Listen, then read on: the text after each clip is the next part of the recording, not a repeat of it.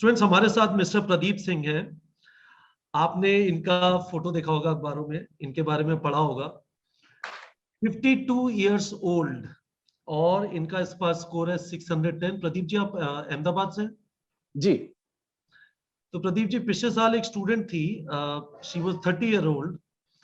उसने पहले बिट्स पिलानी से इंजीनियरिंग किया था, उसे जी। काम किया, फिर एक दिन उसे लगा कि मुझे एमबीबीएस करना है। जी। और 30 ईयर्स की एज पे उसने नीट का एग्जाम लिखा, 677 स्कोर आया। And right. She is pursuing MBBS at NDMC in Delhi right now. क्या राइट। आपका प्लान है एमबीबीएस परसू करने का, या आपने किसी और रीजन से एग्जाम लिखा? मेरा कोई प्लान नहीं है मेडिकल कॉलेज में एडमिशन लेने का। मेरा प्लान एक कंपनी खोल देने का है। एक्चुअली सन का है, मेरे को उसको सपोर्ट उसमें करना है। He want to teach poor kids for NEET because now the coaching charge hefty fees. तो उसने ऐसा आइडिया निकाला कि उसको थोड़ा पुअर किड्स के लिए नीट का कोचिंग स्टार्ट करना है। तो now I will help him as a teacher, as a motivator उसकी कोचिंग क्लास में, ताकि वो बच्चों को पढ़ा सके। तो ये बताइए कि आपके बच्चे को, your your son wants to start a coaching, तो उसका आपके एग्जाम लेने से क्या क्या लेना देना? मेरा ऐसा था कि he wanted to start an NGO. तो मैंने उसको मना किया, ऐसा नहीं करते हैं। एक सेक्शन 21 कंपनी बनाते हैं which is a non profit organisation, जिसमें से उसको भी कुछ नहीं मिलेगा, जो टीचर्स होंगे उनको भी कुछ नहीं मिलेगा, लेकिन that will run on the money generated by the company. तो वो इकोनॉमिकली वायबल होगा, लॉन्ग लास्टिंग होगा। अदरवाइज तो एनजीओ में पैसा दूंगा या कहीं और से डोनेशन लेगा तो वो लॉन्ग टर्म सोल्यूशन नहीं है। तो इसीलिए बात हुआ कि ओके चलो स्टार्ट तो कर देंगे कंपनी हम, पैसा पेड अप कैपिटल शुरू में मैं कुछ दे दूंगा, लेकिन वो कितने दिन करेंगे? Because now he will be fighting with all the big companies which are running their classes in Ahmedabad. तो इट वॉज हिज आइडिया कि I should prepare for this exam, ये मैं एग्जाम प्रिपेयर करूं और मैं दूं भी। तो इसके डबल प्रॉफिट था, डबल फायदा था कि as a teacher I will also be prepared कि आई विल हेल्प हिम कोई भी सब्जेक्ट पढ़ाने के लिए। और दूसरा कि जो मेरा न्यूज है that will reach out to wide mass of people. जैसे ही is targeting at poor kids, और सिटी के तो चलो ठीक है एडवर्टीजमेंट से भी आ जाते, लेकिन बाहर के कैसे आते? तो इट वाज हिज आइडिया कि ऐसा करेंगे which will be kind of a feat कि ओके इतना पढ़ने एज के बाद ये किया है, और then we will be able to garner support from people कि ज्यादा से ज्यादा लोगों को पता चलेगा और अपने पास उसके बच्चे आ पाएंगे। फैंटास्टिक। तो ऐसा लग रहा है, जितना जी। कवरेज हुआ है इस न्यूज का, 52 जी। Year old person cracks NEET, जी। तो आपके बच्चे ने सोचा शायद सही था। आपको काफी लोगों ने अप्रोच किया है कि कब आप अपना कोचिंग स्टार्ट कर रहे हैं, कब आप पढ़ाना चालू करेंगे? हाँ, मतलब आप समझिए उस दिन से तो रुके ही नहीं हैं। जबकि नंबर मेरा डायरेक्ट नहीं है, उसमें जर्नलिस्ट का नंबर है। वो जर्नलिस्ट भी बेचारा परेशान है, बोलता है मैं नंबर दे दे करके परेशान हूँ। बोला आप क्या करिए, एक कुछ अभी ऐड वगैरह करिए या वेबसाइट पर डाल दीजिए ताकि नंबर लोग वहां से, बिकॉज मैं सोशल मीडिया पे हूँ नहीं, ना इंस्टाग्राम ना फेसबुक कुछ नहीं है, मैं करता नहीं हूँ। तो इसीलिए थोड़ा लोगों को डिफिकल्टी भी हो रही थी पहुंचने में। बट बहुत ज्यादा रिस्पॉन्स है, मतलब मैंने तो उतना सोचा नहीं था कि ये जो उसका आइडिया है ये सच में इतना फ्रक्टिफाई हो जाएगा। फैंटास्टिक। तो अब ये चीज बताइए प्रदीप जी, आपने तैयारी कब चालू की, कौन से महीने में? ये आइडिया हम लोगों का जो था ये नवंबर में था, जो उसने मुझे बताया। तो 2021? 2021 का, लास्ट ईयर का। तो सब मतलब बिजनेस मॉडल उसका तैयार करते करते दिसंबर आ गया। फिर मैंने देखा कि ये जो चीज है कि कोई भी एज का अपीयर कर सकता है, ये सुप्रीम कोर्ट में चल रहा था केस। उसके तो बाद मैंने एनएमसी ने कहा था कि हमें कोई प्रॉब्लम नहीं है, और फिर वो केस खत्म हो गया था। ये कुछ सर जनवरी में हुआ था। करेक्ट। लेकिन क्या था कि मैं उस तरह से मेहनत नहीं क्योंकि मेरा एटीट्यूड क्या है सर कि मैं या तो 100% जाता हूँ या मैं नहीं जाता हूँ। मैं 99 पर भी नहीं जाता, बिकॉज मैं बोलता हूँ पानी बॉयल होता है 100 पे, 99 तक कोई फायदा नहीं है। तो इसीलिए तुमको 100% जाना है तो ठीक है। तो दिसंबर में मैं जाना नहीं चाहता था कि मैं पढ़ूं, कि पता चला जनवरी में डिसीजन आया कि भाई अलाउड नहीं है, तो मेरे 2 महीने बेकार हो जाएंगे। तो मैंने कहा मैं करेक्ट। नहीं कर सकता। तो ये जब डिसीजन आया तब तक मैं अपना बाकी सब चीजें डिसाइड कर चुका था कि मैं किस तरह से जाऊंगा। जैसे बुक्स वगैरह मैं ले चुका था। थोड़ा मेरा अपना आइडिया अलग होता है। मैं केमिस्ट्री जैसे 11th 12th है, उसकी 2 पार्ट उसकी 2 पार्ट, मेरा दिमाग ऐसे काम नहीं करता। मेरा दिमाग थोड़ा कंपार्टमेंटलाइज्ड काम करता है।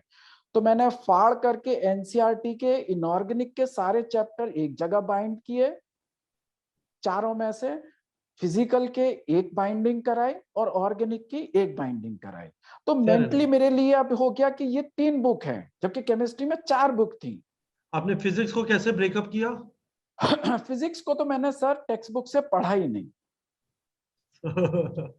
मैंने उसके लिए क्या किया कि मैंने नेट पे से फॉर्मूला लिस्ट डाउनलोड की, जो कि थोड़ी एग्जॉस्टिव फॉर्मूला लिस्ट हो, जिसमें कि हर कंसेप्ट फॉर्मूला को 2-3 लाइन में थोड़ा बता दिया हो कि ये फॉर्मूला कैसे इंप्लीमेंट होगा।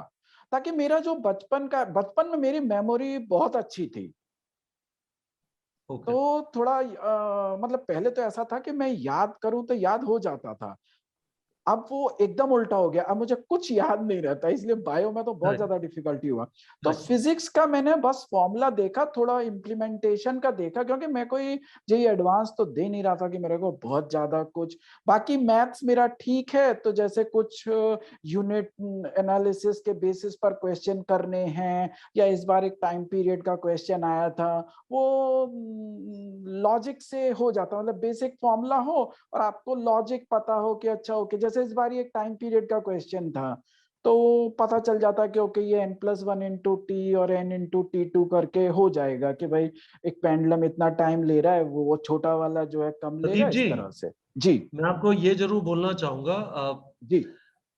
मेरी उम्मीद है इस इंटरव्यू से कि बच्चों को है ना कुछ स्पेसिफिक आपसे जी। ये गाइडेंस मिल जाए कि चीजों को, यदि आपके पास लिमिटेड टाइम बचा है, आता है जी। पहले हल्का फुल्का, जी। तो जी। कैसे जी। किया जाए। अभी आप बच्चों को डरा रहे हैं ये कह के कि मैंने फिजिक्स पढ़ी नहीं, मैंने फॉर्मूला लिया नहीं और नहीं सवाल नहीं लगा नहीं दिए। सर, मैंने पढ़ा नहीं, नहीं मैंने तो बहुत, मैं बताता हूँ सर, मेरा ग्रूलिंग शेड्यूल क्या था। मैं रात को 10 बजे सो जाता था, अभी भी सो जाता हूँ। नॉर्मली हाँ। मैं 3 बजे उठता था, अब भी ये 5 मंथ में मैं 2 बजे उठा, 4 घंटे हाँ। सोता था।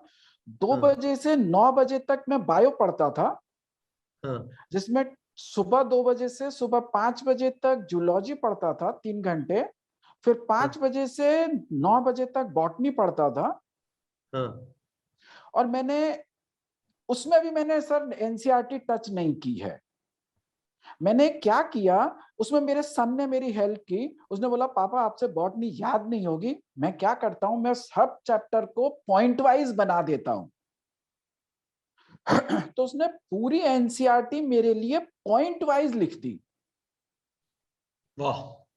एक पैराग्राफ में जैसे 10 लाइन है, तो उसने 7-8 लाइन पॉइंट वाइज कर दिए। आज की डेट में मेरे को पूरी दोनों क्लास की एनसीईआरटीज, उससे फायदा मेरे को क्या हुआ कि एक तो मेरा दिमाग में याद होना बहुत आसान पड़ गया, क्योंकि पैराग्राफ में से मेरे को रिकॉल करना डिफिकल्ट था। वो पॉइंट वाइज है तो मेरे लिए अच्छा, हाँ मेरे को याद था कि ओके इस चैप इतना हो गया था कि मेरे को ये भी पता हो गया था कि अच्छा ये वाला पॉइंट तो अपने पॉइंट में ये नंबर पर था। तो वो जो आपने हमारे एनसीईआरटी, फ्लैश कार्ड्स यूज किए? हमने फ्लैश नहीं कार्ड्स में वो यही मैं करने की एक्चुअली मैं कोशिश। बिल्कुल नहीं कर पाया। वो क्या है, मैं बस नाम ही सुना लेकिन मैं कर नहीं पाया उसको, अच्छा। क्योंकि टाइम बहुत कम था, तो मैं उतना एक्सप्लोर भी नहीं कर पाया। ठीक है।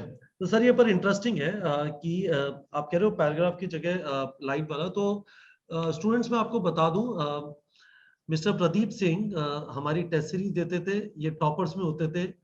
हमारे यहाँ से इनका इनका फोन जाता था कि आपको प्राइज मनी हमें ट्रांसफर करना है, और ये प्राइज मनी लेते नहीं थे। हमें उस समय पता नहीं था कि ये एग्जाम दे रहे हैं। सर एक चीज बताइए, आपने आपने मुझे बताया इंटरव्यू से पहले आपने 15 से 16,000 क्वेश्चन प्रैक्टिस किए। तो ये जी। हमारे प्लेटफॉर्म पे तो ये 2 से 9 जब आपने पढ़ाई की तो इसमें क्वेश्चन प्रैक्टिस भी होता था?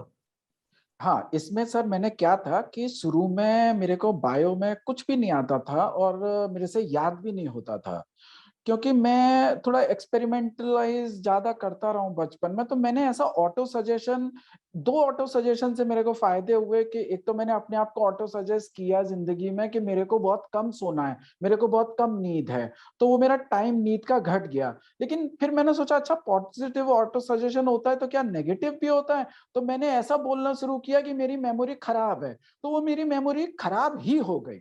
और मेरी मेमोरी अभी बहुत खराब है कि मेरे को कुछ भी चीज याद नहीं रहता है। मैंने आपका इसमें फायदा मेरे को क्या हुआ आपका क्वेश्चन बैंक करने का बायो में, कि जैसे मैंने शुरू के कुछ चैप्टर्स पढ़े बायो के और फिर मैंने क्वेश्चन किए। तो मैंने 10-12 कुछ चैप्टर ऐसे दिए होंगे कि पहले मैंने रीड किया फिर क्वेश्चन किया। उससे मेरे को ये पता चल गया कि ओके एनसीईआरटी में कितना फोकस से पढ़ना है। फिर उसके बाद मैंने बायो के क्वेश्चन करना छोड़ दिया क्योंकि मेरा स्ट्राइक रेट ऑलमोस्ट 90% आ रहा था। तो 90% आ रहा था तो एक क्वेश्चन का क्वेश्चन बैंक करने में, मतलब आपको रिकमेंडेड वाला जो आपका सेक्शन है वो, फिर जो पास पेपर्स हैं वो, और एक कुछ एनसीईआरटी का भी है, ये करने में 2-2.5 घंटे चले जाते थे। तो मेरे को तो वो टाइम सेव करना था, लेकिन मेरे को उससे पहले मैंने ये इंश्योर कर लिया कि मैं एनसीईआरटी कैसे पढ़ूंगा। वो मेरे को बायो के उससे बहुत फायदा हुआ आपके क्वेश्चन बैंक से। ठीक है। तो प्रदीप जी ये बताइए, जी यदि ये इंटरव्यू बच्चे देख रहे हैं, तो बहुत सारे जी बच्चों का फर्स्ट अटेम्प्ट में नहीं होता है, जी कभी 2 अटेम्प्ट लग जाते हैं, 3 4। जी आपने ये वाला डेटा भी देखा होगा। इस जी। साल नीट एस्पिरेंट्स सिग्निफिकेंटली बढ़ गए, ऑलमोस्ट राइट 2.7 लाख। और राइट जेई का जो नंबर है, जेई अटेम्प्ट इस बार शायद 9.5 लाख स्टूडेंट्स ने किया, नीट एग्जाम 18.7 ने रजिस्टर किया था, करीब 18.07 ने लिखा। सो राइट मेरा मानना यह है, हालांकि इसके ऊपर रिपोर्टिंग ज्यादा नहीं हुई है कि क्यों ऐसा हुआ है।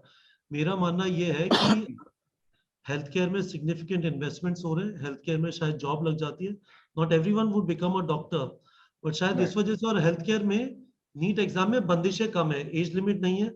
आप यदि कॉमर्स या आर्ट से भी हैं तो एडिशनल सब्जेक्ट लेके एग्जाम दे सकते हैं, राइट अटेम्प्ट लिमिट नहीं है। तो राइट कोई एग्जाम देना चाहता है, राइट।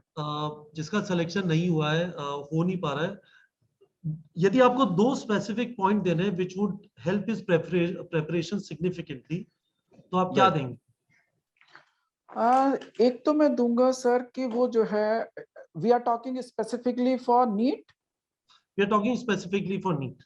राइट। एक तो दूंगा कि वो मोटिवेशन के लिए ना घूमे कहीं, वो डिसिप्लिन के लिए घूमे। डिसिप्लिन ज्यादा इंपॉर्टेंट।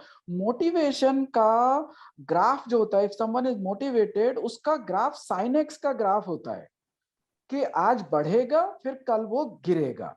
साइनोसॉइडल। लेकिन राइट, साइनोसॉइडल होगा, उसका एवरेज निकालेंगे तो जीरो आ जाएगा। लेकिन डिसिप्लिन का graph parallel to x axis होगा। और डिसिप्लिन यदि है, वो डिसाइड कर ले देने से पहले कि क्या वो डिसिप्लिन लाइफ जी सकता है, वो कितने आवर्स भी कर सकता है। उसमें ऐसा नहीं है कि उसको 15 आवर्स देने हैं, 18 आवर्स देने। Even if someone is putting in 7 hours regularly for a year, और कोई 11 से कर रहा है तो 2 इयर्स, तो नीट वो बहुत आराम से दे सकता है। दूसरा मेरा अपना मानना यह है कि if someone wants to do very good in NEET, तो वो सोशल मीडिया का सेक्रीफाइस कर दे। ये एक बहुत इंपॉर्टेंट चीज है कि उसको सोशल मीडिया पे वो बिल्कुल ना रहे, तो हो जाएगा। ये दो चीजें आपको इंपॉर्टेंट है। क्या लगता है सोशल मीडिया से, आपका सेंस क्या है, किस टाइप का नुकसान होता है? सोशल मीडिया से सर क्या होता है कि जैसे आपने कोई इंस्टाग्राम पर आया, कोई भी चीज हुई, तो उससे क्या है आपका फोकस नहीं रहेगा। हमारा मन जो है क्या होता है कि तो एकदम नोटिफिंग बंद। सी आवाज आती है, नोटिफिकेशन की। हाँ, नोटिफिकेशन। और फिर क्या होगा कि आपका दिमाग जो है, कोई भी नई चीज आया, अच्छा ये आपने भेजा तो क्या उसने मेरे को रेस्पॉन्ड किया, फिर वो एक आइडिया से दूसरी चीज, दूसरी चीज से तीसरी चीज, आप फोकस नहीं हो पाएंगे। हमारे साधु लोग हिमालय क्यों चले जाते थे? ताकि वो डिस्टरबेंस नहीं हो।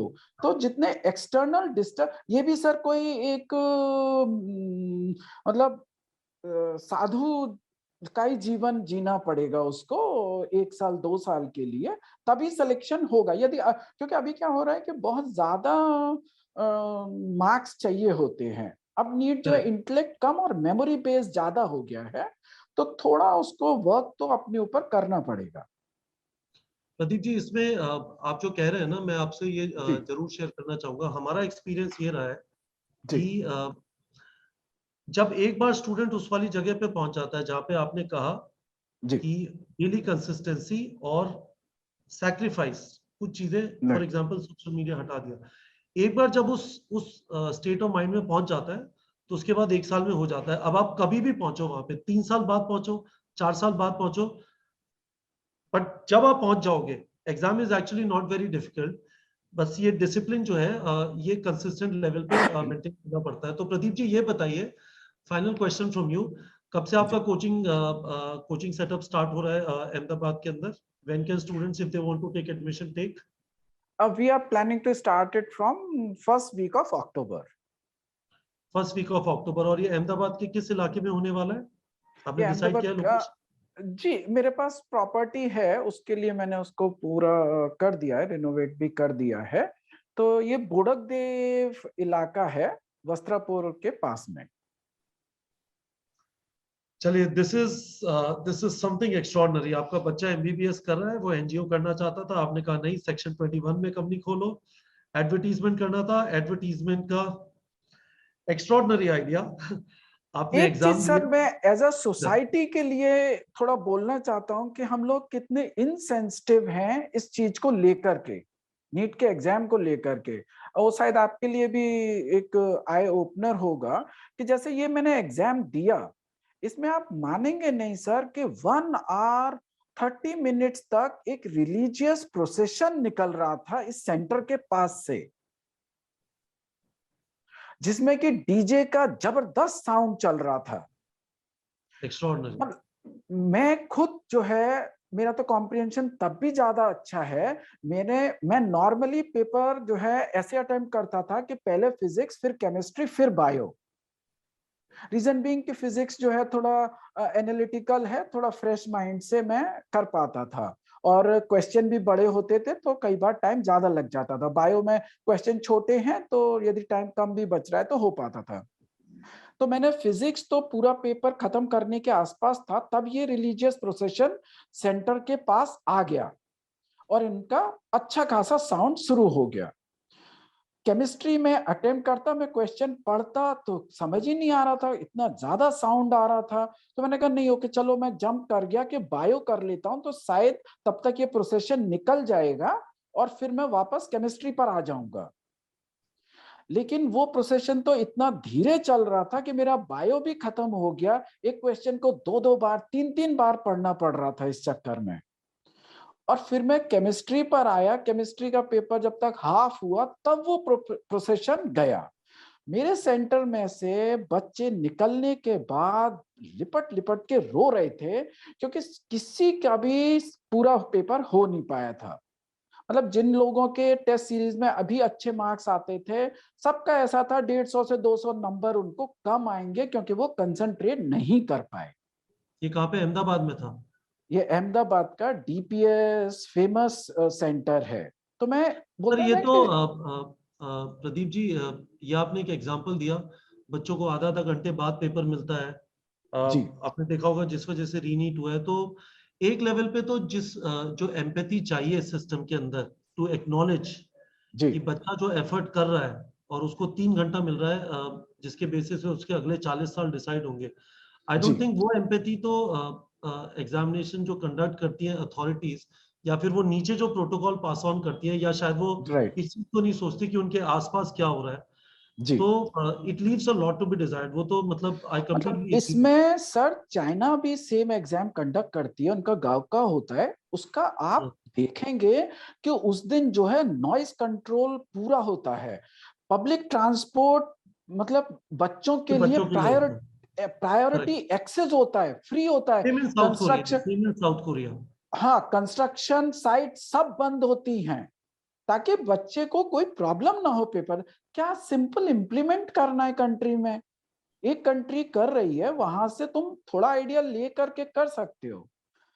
तो मतलब जिनका, मेरा तो क्या है सर, कुछ स्टेक नहीं था इस एग्जाम में, जिनका स्टेक करेक्ट इतने हाई थे, 2-2 साल प्रिपेयर किया है, आप उनका देखिए, उनका तो बेकार हो गया, उनको तो अभी आगे देना पड़ेगा वापस। करेक्ट। तो चलिए मतलब सर। ये एज ए सोसाइटी भी हमको थोड़ा इम्प्रूवमेंट चाहिए अपने में, हमको सबको सोचना Yeah, चाहिए। yeah.